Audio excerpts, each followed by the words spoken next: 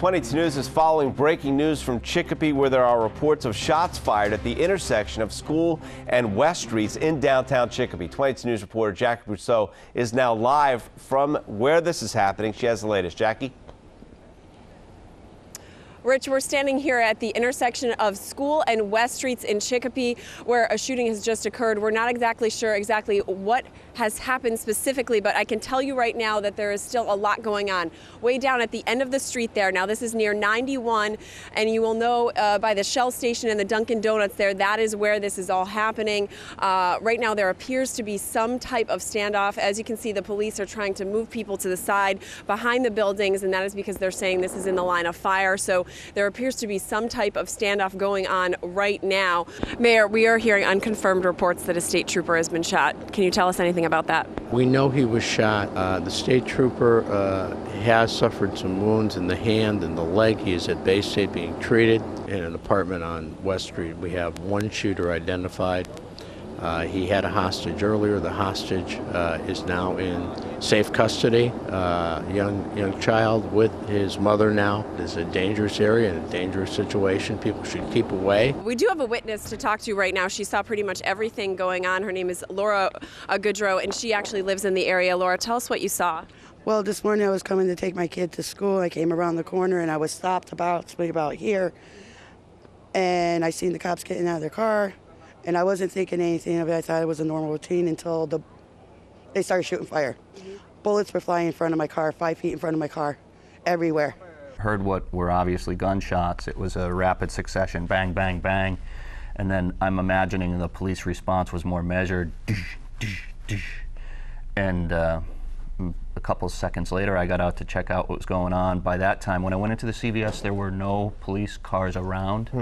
By the time I got out, there was at least a half a dozen, and another half a dozen state police cars, unmarked, all sorts, showed up.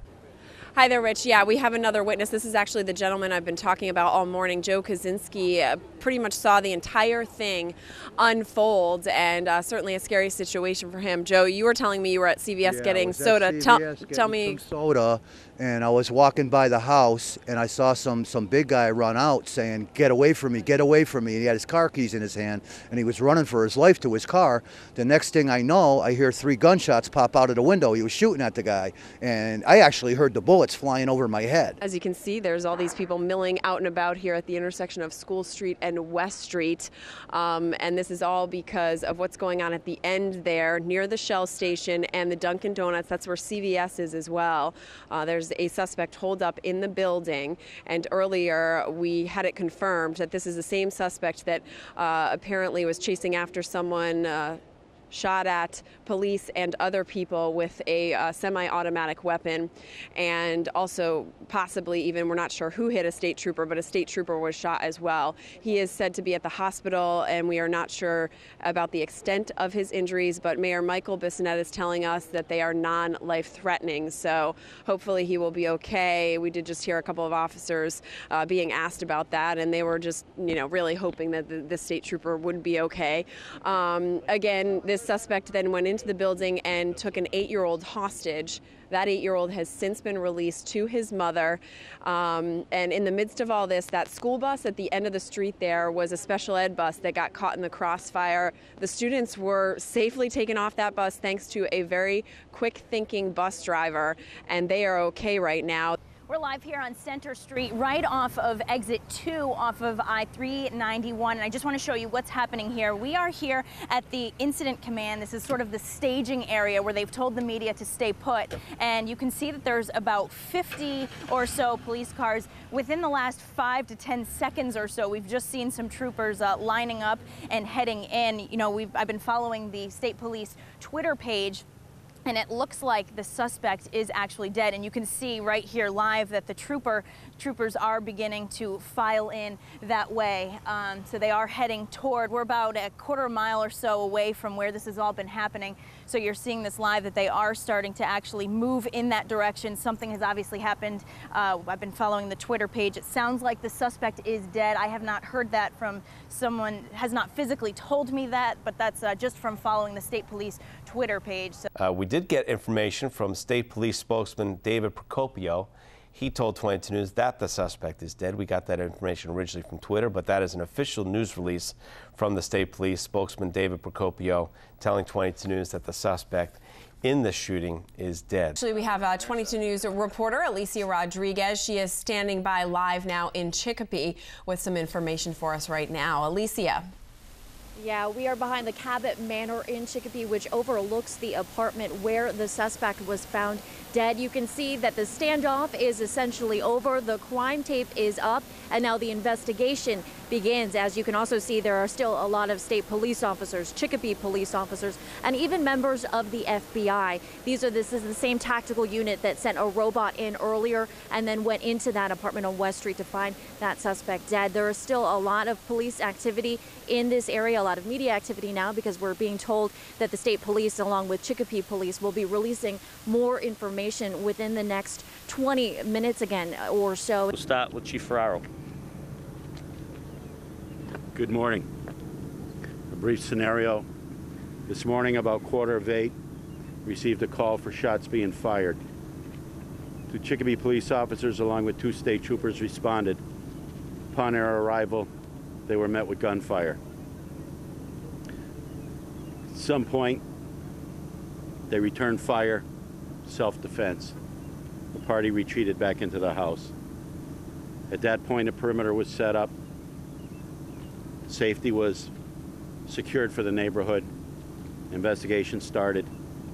SWAT teams responded from both state police and the Chicopee Police Department. They secured the area, and at a point when they felt it was safe and that the neighborhood was secure, they made an entry. And as a result of that entry, we have 1 dead body, and we have an investigation that's starting now. And the newest information we have right now is that the state trooper is 44-year-old John Vasquez. He is a 20-year veteran of the force. He is married with a teenage son, and he has been an upstanding member of the state police for 20 years now. He was also a member of the task force. We believe this is video of him. That we have a previous story of John Vasquez with the Massachusetts State Police. The word is that he was shot twice today, in the hand and the leg. He was taken to Bay State Medical Center and is in surgery right now, is being treated there. His wounds are not considered to be life-threatening, but that is video from our archive system of John Vasquez that we've interviewed before from the... We're actually going to toss to 22 News reporter Laura Hutchinson. She was just attending a state police news conference, and she has the very latest for us from Center Street. That's right. That news conference just wrapped up just a short time ago. We are actually standing just a few feet away from this house where this all happened. You can see the door is off its hinges there. This area is still blocked off by crime tape. And what we're hearing is that there were 2 weapons involved in this. One possibly an automatic rifle of some kind, one a handgun. They are both still in there. I'm joined now by Mayor Bissonnette. Mayor Bissonnette, you've been here all morning as this has been unfolding. First of all, you know, during your conference this morning, you were saying this could have been so much worse. The dimensions of what could have happened are frightening. We had several dozen young children on their way to Patrick E. Bell School. We had dozens of pedestrians and customers here at the convenience store. We had a lot of traffic going by, and we had a huge gas tanker just arriving at the gas station to fill it up. And then we had a maniac with an AK-47 bursting out of the apartment across the street and begin shooting up the neighborhood. This could have been much, much worse, and if it wasn't for the really professional action of our law enforcement personnel, the state police, the Chicopee police, in responding to this, we could be looking at really Armageddon over here. I'm Ryan Walsh. Alicia Rodriguez will be joining us in just a moment with a special report from Chicopee. We are working with a timeline of events from the moment the shooting started in the area of 102 West Street, which is in downtown Chicopee. We first heard confirmed reports that shots were fired around 7:45 this morning. Witnesses told 22 News police were at the home on West Street within minutes. Just before 8 a.m., a 20-year veteran of the Massachusetts State Police, John Vasquez, was shot in the hand and leg and taken to Bay State Medical Center in Springfield with injuries not considered life-threatening. We have just found out he is doing well. He is out of surgery. He should be okay. Police entered a home at around around 10 a.m. and found the suspect dead. His identity has just been released. We're going to go to Alicia Rodriguez as we have live team coverage from downtown Chicopee where that shooting took place. Alicia and Laura Hutchinson were there moments after the shooting started, and they have the latest information about the trooper who was shot and the alleged suspect. Alicia, what do we know about this suspect? Ryan, we just received a lot of new information from Massachusetts State Police. We now know that that suspect is 41-year-old Carlos Legare of Springfield. I'm going to step out of the way here, and if you can zoom in, that is 105 West Street, or rather 102 West Street in Chicopee, in downtown Chicopee. That is where Carlos Legare was found shot to death. In that apartment is a woman, a young woman, and her younger son. It is believed, according to Massachusetts State Police, that Legare had some kind of connection to that woman and young boy.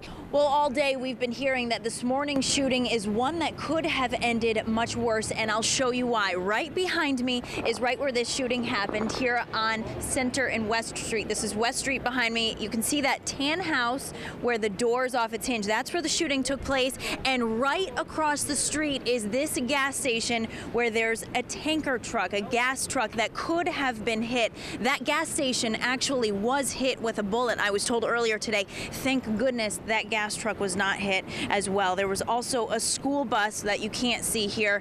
Maybe you can slightly behind, now it's obstructed, but there was a school bus taking kids to school. That bus also could have been hit. Thank goodness nobody was hurt there. I asked the state police earlier if there appeared to be any consistency as to where the gunman was targeting. He said he appeared to be shooting in all directions. However, you can see in our video that there were many shots fired at the police cruiser, so they know that that cruiser was definitely targeted. 22 News brings you team coverage of this Chicopee standoff and shooting. 22 News anchor Alicia Rodriguez is live in Chicopee with reaction. Tonight, 41-year-old Carlos Legare is dead. A state trooper is in the hospital recovering, and this entire community in Chicopee is left dealing with the aftermath. Trooper down, I think. Trooper down. Trooper down. Chaos in Chicopee. A suspect armed with a semi-automatic weapon went on a shooting spree around 7:45 Friday morning. We just heard gunshots. The kids were scared. I saw them all holed up behind here. I don't know. She was shooting everywhere. Massachusetts State Trooper John Vasquez, caught in the crossfire, shot twice. He was shot. He was shot in the leg and the hand, and he was bleeding pretty bad. Just whatever. State Trooper came up, a Chicopee cruiser came up to him. We got him in the cruiser, and the Chicopee cruiser just took off, and at that point the trooper and I were there, and I stayed down. As that cruiser drove away with the injured trooper, the suspect continued firing at the cruiser. As they headed to Bay State Medical Center, the suspect then found his way into an apartment on West Street. At the time, a woman and a young boy were inside. They made it out shaken but safe. And this will be forever burned and engraved in my head, was just this little kid coming out in what looked like just his underwear, and he just tiptoed across the street. Because I know the woman that was also involved, she's got an 8-year-old son, which is my son's older stepbrother. So, I mean, I got worries. As the standoff continued, concerned neighbors like Matt Lawrence, who rode his bike from Holyoke to Chicopee, watched as Chicopee police, state police, the FBI, and others surrounded the apartment. As this went on, nearby schools were on lockdown, roads were closed, and the exit off 391 was blocked. Fearing the suspect was still armed, they sent a robot with a camera to the front door. That's when they learned the suspect was dead. Very scary. Very scary. I mean, my heart is racing right now, from this whole thing. Again, we learned that 41-year-old Carlos Legare was found dead in that apartment on West Street.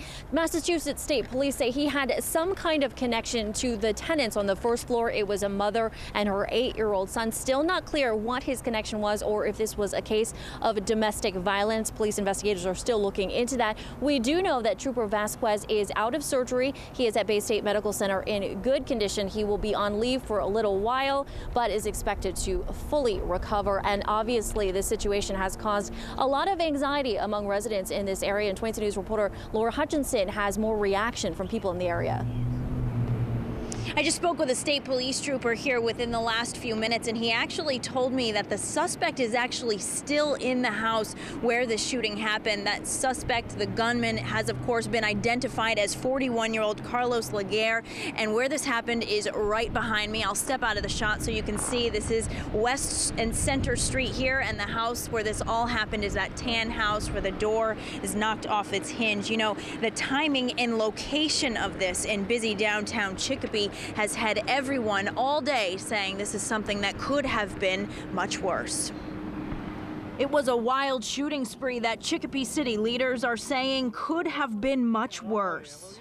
This could have been Armageddon, but it wasn't. People were heading to work, filling up their gas tanks. Kids were trying to get to school when police say a gunman started shooting on West Street, a moment witnesses say they'll never forget. Very surreal, very scary. The thoughts, I really didn't even have a thought process. I kind of just called my mother instantly, told her I heard a gunshot and I knew there was a gunshot sound. Police say a woman and a little boy who live in the home where the shooting happened were in the midst of it all, although it's not clear if they knew the gunman. They are okay. However, Massachusetts State Trooper John Vasquez took at least 2 of the bullets fired, something Chicopee Police Chief John Ferrara says hasn't happened in his 20-year tenure. The one thing I was always proud of during my tenure is that a police officer was never shot or mortally injured on my watch. And today I had a trooper get shot. Thankfully, the trooper is okay, but it's a harsh reminder of the risks law enforcement face on a daily basis. He is a 20-year veteran of the Massachusetts State Police. He spent almost his entire career out here in the western part of the state. He's married with a teenage son. And we are back here live taking a look at that house again where this shooting happened. Another detail to this is police said they actually smelled gas when they walked into the home this morning. Now, whether that was intentional or not, they suspected there could be some kind of a gas leak in the home, so they took precaution and shut off the gas line. That's something that I learned in the news conference that officials had earlier on this morning. We were actually airing that conference live, and if you'd like to see that in full, we actually have that in full on our website. You can check that out at wwlp.com. Reporting live here in downtown Chicopee, I'm Laura Hutchinson for 22 News. The entire surrounding area was on edge. 2 schools, in fact, had to be placed on lockdown. Initially, police didn't know where the shooter was located, so Bow School and Holyoke Catholic High School were locked down. It was a tense morning for everyone. That includes Richard Moran, who was awoken by the gunshots and ran outside after he was told to move back into safety. He housed 7 people who were involved in the crossfire. Some of those people were on the bus. 2 were inside of the house when the shooting happened, including the 8-year-old boy. He describes what happened when they were reunited. Mom said, "Are you okay?" He's like, "I'm fine, Mom." And it was sad, but it was a happy moment all at the same time. It was just glad to see that kid was out of there and he was back with his mom where he needed to be. Officials announced at the news conference earlier the 8-year-old boy will receive counseling after witnessing such a hostile situation. Ward Hamilton is with me there. He was there and he helped when Trooper Vasquez was shot. Can you just walk me through what happened there this morning? This morning I arrived at work where I deliver oil for Central Oil in Chicopee, and it was about 7:30. I was doing normal paperwork, and myself and Jan, our secretary, were in the office when I heard what to me was gunfire. And you were a police officer in New Haven, Connecticut for a little less than 2 years. Yep, a couple of years. You live in Enfield Yep. now, but did you kind of just jump back into that? Having heard the noise, I knew immediately that this was gunfire. This was gunfire. And when I went outside, immediately to the right is, of course, the Shell Station, combination Dunkin' Donuts. People were running from either side, and somebody yelled something about a police officer. A state trooper had been shot. We have a small fence in between. I was able to wedge through there. I went around to see what was going on, and yeah, that's where the suspect was, on the other side on West Street. And I saw him shooting, and I immediately got back behind the building, but there were so many people in vehicles, on phones, just getting out of the drive-through. And it was just the quickest 6 minutes of my life. It just happened so quickly. What was your interaction with Trooper Vasquez? Immediately, when I got there, it was coming around the corner. The school bus kind of had shielded. Here's Trooper Vasquez from about 2 years ago in a story we did with him on TV right now. Immediately, there was another trooper that was with him, and unfortunately, we were. It was so busy, we really didn't get a chance to exchange names, but Vasquez was sitting down, and he was bleeding from both legs, and his hand, his right hand, I believe it was, very swollen. And out of his mouth, first question was, "Am I okay?" And we both reassured him, "You're okay, you're okay." And at that time, a Chicopee police cruiser pulled up. The Chicopee officer got out, got onto the driver's side, opened up the rear door, was able to hoist him in as the other trooper and myself. We pulled him, Vasquez, over to the vehicle, and he was hoisted into the back of the cruiser, and then from there was taken immediately, from what I understand, to Bay State. And word from our coverage this morning, if we can look at this, some Facebook feedback we had today. This is Melissa on Facebook. More people need to be like Ward Hamilton. Help without a thought. Mr. Hamilton, you, sir, are a hero to think of others before thinking of yourself. And thank you for your duty today. It's just instincts. You can't teach that. It's how you react in a crazy situation, and you are one of the many heroes we're just hearing about today. Well, and again, I don't consider myself a hero. someone needed help, and that's what I've said from the very beginning. Everyone's asked me, and just to be able to go and help someone, whether it's a police officer, anyone who needs help, you help out, and I don't consider myself a hero. I just think I did what I thought needed to be done at the time. Great. Well, thank you for being here, and thank you for your heroic actions this morning. Thank you very much. Ward Hamilton, we'll be right back. The morning after a 2-hour-long standoff in Chicopee, passers-by got a glimpse at the house that was at the center of it all. For Matt Hastings, who lives near the home, it made it all real. It felt more like a movie to me. It didn't feel real at all, you know, especially until this morning when I saw all the bullet holes and everything, because I just heard talk about it and I was at work. Trooper down, I think. Trooper down. Police say 41-year-old Carlos Lager of Springfield opened fire on West Street Friday morning, shooting at anything in sight, including Massachusetts State Police Trooper John Vasquez, who took at least 2 bullets. At 7:45 Friday morning when this shooting started, there were a number of people in the area, as there typically are. There were people filling up their gas tanks here. They were grabbing a cup of coffee, and witnesses who were here say no one was safe. I just saw him shooting recklessly at buses, anything that passed by, so it was really unreal. To the community, an unstable gunman was on the loose. To Migdalia Rios, it was her ex-husband making a terrible mistake.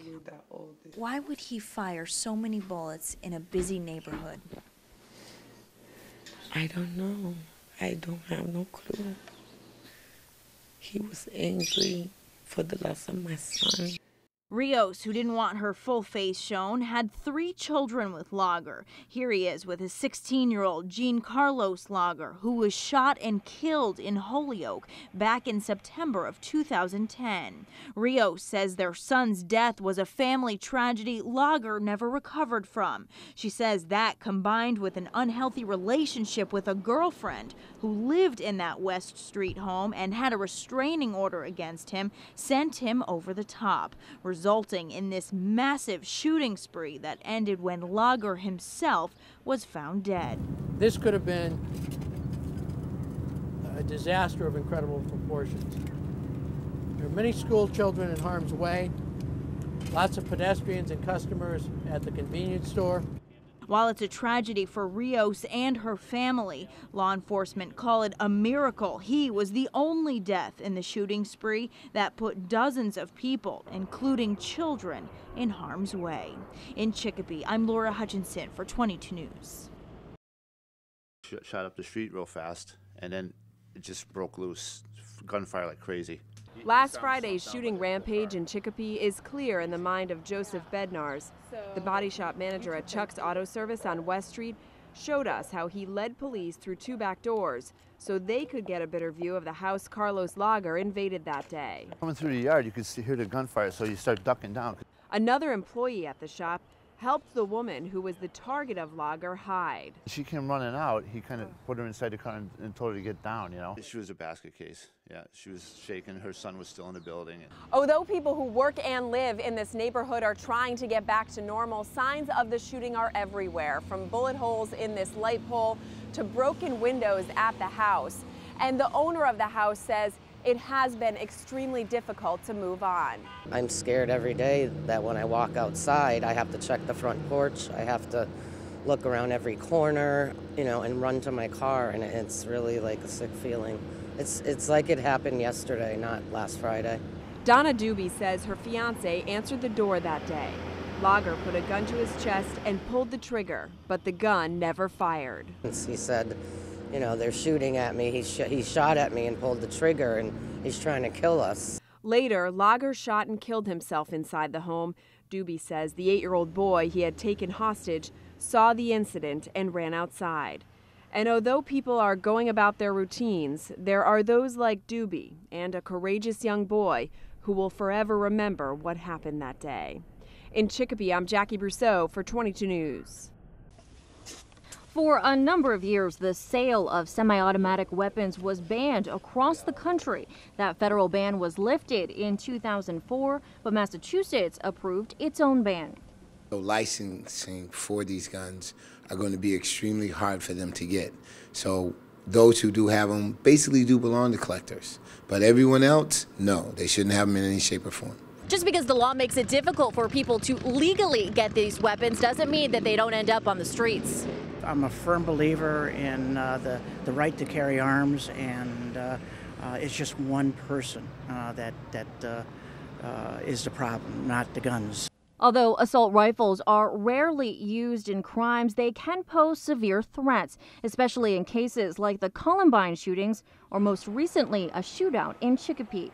Friday, a state police officer was shot when Carlos Legare allegedly opened fire with an AK-47, shooting a state trooper twice. When it was all over, Legare was found dead. The trooper is now recovering. We've got a lot of laws on the books now to cover that, and I don't think we need more laws. It's just we need enforcement of the laws. The Brady campaign to prevent gun violence says more than 40% of gun purchases happen in the secondary market, bought illegally on the streets, and something police say they have to target. It's bad enough that we face the problem of people having illegal firearms on the street as it is. But to know that people have high-powered firearms, even more so, makes it difficult. Not only dangerous for the citizens, but it also makes it dangerous for the police, not knowing what these people have and what we're coming into every time that we face this situation. It started as a regular morning. I remember April 13th. It was a Friday at 7:45. Didn't expect what happened that morning. Until it took a dramatic turn. Trooper down, I think. Trooper down. We're standing here at the intersection of School and West Streets in Chicopee, where a shooting has just occurred. Carlos Legare went on a shooting rampage as people were heading to work. He shot and wounded State Trooper John Vasquez before turning the gun on himself. We've learned the details of that standoff through police reports and witness accounts of people who caught a glimpse of the chaos. We've never heard from the woman who actually lived in that house, the gunman's ex-girlfriend, until now. A victim of domestic violence, she didn't want her identity revealed, but she did want to talk to the 22 News I-Team about what really happened that day. When I saw that gun, I said, I'm going to die today. I'm dying today. She says she had a restraining order out against her ex-boyfriend, Carlos Legare, but he was still calling her. I got those 2 phone calls. I declined both of those phone calls, turned my phone off. A decision that prevented her from seeing the warning signs he was coming. He sent her text messages she wouldn't see until after the ordeal. I received tons of messages saying that I was his. No one's gonna have me. Then there was another text with 666. You'll leave when I decide that you leave, and when you do, the whole world will be crying. That was the last text. It's powerful stuff. Goodbye, my love. Luckily, she and her 8-year-old son made it through that morning's violence alive. But 7 months later, they are still haunted by what happened. When I look at 745, the number 13, those are things that I have to deal with. They don't just go away. Now she wants other women in similar situations to hear her story. I didn't ask for that. And I don't believe any woman, when they're leaving a situation like that, asks for something like that. And acknowledges all those who helped her and paid a price as her ex-boyfriend's life came to a dramatic end. And I thank them for being so courageous. They did that for me, you know, they did it for everyone out there. If I had the longest arms, I would hug everyone that had to go through that day with me.